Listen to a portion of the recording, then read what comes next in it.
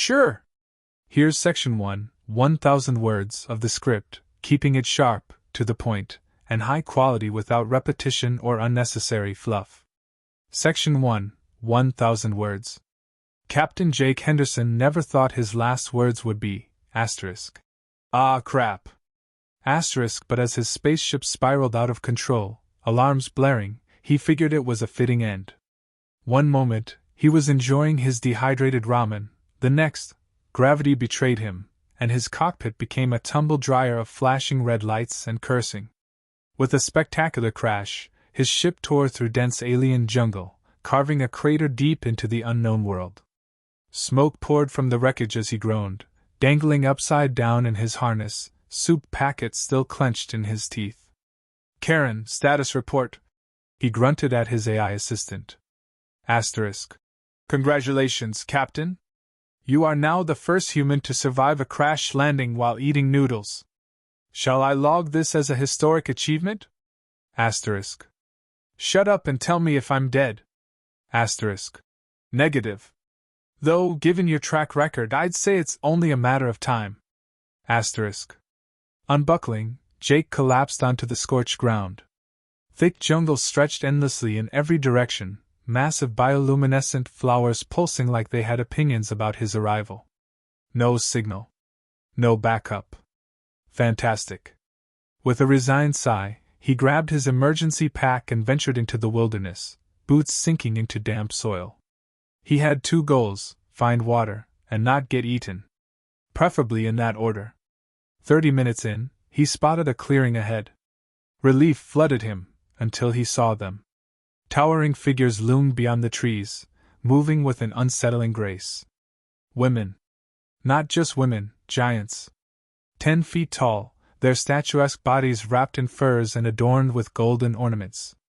Their skin shimmered, catching the sunlight like polished stone, and their piercing violet eyes locked onto him with unmistakable interest. Jake froze. One of them tilted her head, lips curling in curiosity. Another whispered something to her companion, who let out a deep, sultry chuckle. His translator crackled, struggling to process their language. Then movement. Before he could react, they closed in with alarming speed, surrounding him in a half-circle of muscle, curves, and terrifying allure. One step forward, the clear leader. She was taller than the rest, draped in a golden sash, and carried a spear that looked more ceremonial than practical. She said something, voice thick with command. His translator struggled, then spat out a garbled mess. Asterisk. Prepare the ritual. The proving must begin. Asterisk. That did not sound good. Jake slowly raised his hands. Hey, I come in peace. No need to. Another woman licked her lips. Asterisk. Is he strong enough? Asterisk, the translator wheezed out. Strong enough for what? The leader's gaze swept over him appraisingly. She stepped closer, resting one massive hand against his chest, fingers splayed like she was testing his heartbeat. He was too stunned to move. More whispers. More glances. Then, a decision was made. The leader smirked. Take him. Before he could protest, hands gripped his arms, hoisting him off the ground like a toy. Wait! They carried him effortlessly, laughing amongst themselves as if he weighed nothing. The jungle blurred past until they reached a colossal stone structure hidden within the trees, an ancient temple, its entrance marked by towering statues of women in dominant poses. Oh no. They brought him inside. And that's when he realized he wasn't being taken prisoner. He was being presented. Asterisk. A massive crowd had gathered, dozens of these towering beauties watching with anticipation. Incense filled the chamber, casting swirling shadows across intricate murals that depicted men, much smaller than them, in compromising situations. Jake's stomach dropped. At the far end of the hall, seated upon a massive throne, was their queen. And she was smiling. This first 1000 words keeps the pacing tight, delivers humor, and sets up the tension for what's coming next. Let me know when you're ready for Section 2, smiling face with horns fire.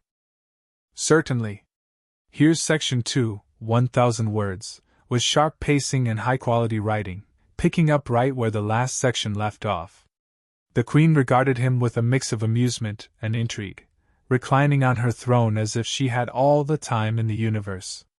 Her presence was overwhelming, a blend of raw power and intoxicating allure. She was taller than the others, her curves accentuated by an intricate robe of silken threads that shimmered with every movement. The moment she spoke, her voice resonated like a velvet hammer. Asterisk. He is smaller than I imagined. Asterisk. The crowd erupted into soft laughter, their violet eyes gleaming with predatory curiosity. Jake's translator, struggling to keep up, spat out the fragmented interpretation in his ear. Yeah, well, we're all not exactly built like refrigerators, lady, Jake muttered under his breath. One of the women holding him pinched his side, her strength making him wince. The Queen raised a hand, and the hall fell silent. Her eyes narrowed, appraising him like a puzzle she was eager to solve. Asterisk. You are a creature of the sky. Yet you come here, fragile mortal. Tell me, why should you be spared? Asterisk. Jake blinked, his mind scrambling for a response. Spared? I wasn't planning on dying today, Your Majesty. I'm just, passing through. Her lips curled into a smile, but there was no kindness in it. The Queen rose to her feet, descending the steps of her throne with deliberate grace. She towered over him, her presence suffocating, as she tilted his chin up with one finger. Asterisk. Passing through? You misunderstand. You have entered sacred ground. And here, we do not waste gifts from the gods. Asterisk. Gift? Jake's voice cracked. The Queen's gaze swept over him, her amusement deepening. Behind her, the murals on the walls suddenly made horrifying sense. They weren't just decorative, they were instructional. This wasn't a temple. It was a proving ground. Look, Jake stammered, his survival instincts screaming. I think there's been a misunderstanding. I'm not exactly, equipped for whatever you're expecting me to do. The Queen's laughter filled the chamber, rich and mocking. Asterisk. We shall see. Asterisk. The crowd roared in approval as Jake was dragged to the center of the hall. A massive stone platform rose from the floor, and before he could protest, they deposited him onto it like an offering. Wait! He shouted, trying to scramble off, but a dozen hands held him in place. The Queen addressed the crowd, her voice booming. Asterisk. The proving begins now. Let us see if this one is worthy of survival, or destined to perish as prey. Asterisk. Jake's heart pounded. He was about to argue when the first challenger stepped forward. She was younger than the others, but no less intimidating. Her muscles rippled as she approached, her eyes hungry. I am not into this, Jake yelled, his voice echoing futilely. She grinned, ignoring his protests as she loomed over him. Then she struck, grabbing his arm and pinning him effortlessly. Jake thrashed, but her grip was unyielding. It was then he realized the rules of this proving. He wasn't being tested on brute strength. He was being tested on something else entirely. Okay, calm down, Jake panted, trying to think. You want to play rough? Fine. But you're not gonna like it when I... He twisted, using every ounce of his agility to slip free of her grip. The crowd gasped as he scrambled onto her back, locking his legs around her waist. Yeah, how's that feel? He taunted, clutching onto her shoulders for dear life. The woman staggered, her surprise evident. Jake didn't stop. He used every trick he knew, dodging her swings, jabbing at weak spots, and generally making a fool out of her. Finally, with a frustrated growl, she collapsed to her knees, panting. The crowd erupted into cheers. Jake, still clinging to her back, looked around in confusion. Wait, did I just win? The Queen's smile returned, but this time there was a glint of approval in her eyes. Asterisk. Impressive. But this is only the beginning. Asterisk. Before Jake could celebrate, another challenger stepped forward. Then another. Each one was more skilled, more relentless, but Jake quickly realized something. His smaller size and quick reflexes gave him an advantage. While they relied on raw strength, he used wit and endurance. He wasn't just surviving, he was outsmarting them. By the time the fifth challenger collapsed, the crowd's energy had shifted. They weren't just watching approving, they were witnessing something extraordinary. And Jake? He was starting to enjoy himself. This second section maintains the humor, tension, and escalating stakes while setting up Jake's unexpected rise to prominence. Let me know when you're ready for section 3, smirking face. The hall was no longer filled with laughter at his expense. The atmosphere had changed. The towering women who once regarded him as a weak, disposable outsider now watched him with something closer to fascination. Jake wiped the sweat from his brow, chest rising and falling in rapid breaths. He had no idea how long he had been at this, but his body was running on pure adrenaline now. The queen stood with her arms crossed, her calculating gaze locked onto him. She had expected a quick failure, a public humiliation that would entertain the masses. Instead, this tiny sky creature had outmaneuvered warriors 3 times his size. He was not the strongest. He was not the largest. But he had something far more dangerous: persistence. The next challenger approached, her violet eyes burning with determination. She was taller than the others, broader in the shoulders, and she moved with an air of confidence that told Jake this wasn't her first proving. The crowd quieted as she cracked her knuckles, flexing muscles that could easily snap him in half. "You've got to be kidding me," Jake muttered. The woman didn't hesitate. She lunged. Jake ducked just in time, feeling the air shift as her massive arms swung past him. His instincts took over, and he rolled to the side, narrowly avoiding her grip. She was faster than the others, more calculated in her approach. She didn't rely on brute force alone, she adapted. "Finally, some competition," Jake muttered, dodging again. She smirked. She was toying with him. Fine. 2 could play that game. Jake waited for her next move, watching the way her weight shifted.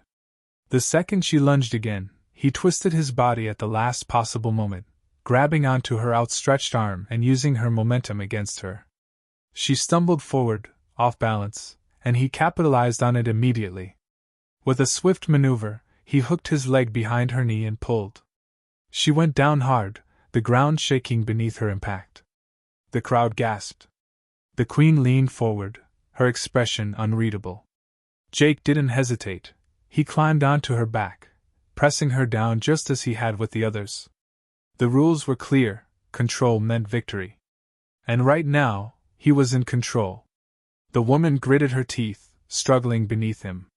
He expected her to fight harder, to throw him off in a fit of rage. Instead, she let out a slow breath, and stopped resisting. Jake felt the shift immediately. The fight was over. He blinked. "Wait, seriously? That's it?" The silence in the hall was deafening. Then, slowly, the woman beneath him spoke. Asterisk. "I yield." Asterisk. The words sent a ripple through the crowd. The queen's eyes flickered with something Jake couldn't quite place. Amusement? Respect? Desire? The warrior beneath him sat up, brushing herself off before standing to her full height. She turned to face the queen and bowed her head. Asterisk. "The Sky Man is worthy." Asterisk. The queen smiled. Not the mocking smirk she had worn before, but something deeper. Something knowing. Asterisk. "Then it is decided." Asterisk. Jake had a bad feeling about that tone. The queen descended the steps of her throne, the sea of giant women parting for her. She stopped mere inches from him, towering over his exhausted frame. Then, in a single motion, she reached out and gripped his chin, forcing him to meet her gaze. Asterisk. "You have proven yourself beyond expectation. You are not prey." Asterisk. He swallowed hard. "Glad we cleared that up." Her lips curved upward. Asterisk. "You are now something far more valuable." Asterisk. The crowd erupted in cheers. Jake was lifted onto the shoulders of the same women who had tried to crush him moments ago. He barely had time to protest before they began carrying him toward a massive ceremonial chamber deeper within the temple. Wait! Where are we going? The Queen's voice rang out behind him, clear and final. Asterisk. To fulfill your new role, Sky God of Ecstasy. Asterisk. Jake had a sinking feeling he was in way over his head. The chamber was unlike anything Jake had seen before. It was dimly lit with flickering blue torches, the air thick with a scent that sent a shiver down his spine. The walls were lined with intricate carvings depicting what could only be described as celebrations, worship, rituals. And at the center of it all, a figure eerily similar to himself, surrounded by giant women bowing in reverence. His gut twisted. This is a joke, right? He managed to say, his voice echoing through the vast hall. The Queen, now standing before him, tilted her head. Does this look like a joke to you, Sky Man? The gathered women, hundreds of them, stood in absolute silence, their expectant gazes locked onto him. There was no laughter, no mockery, only hunger, anticipation. Jake ran a hand through his hair. Look, I'm flattered. Really. But I think there's been some kind of misunderstanding.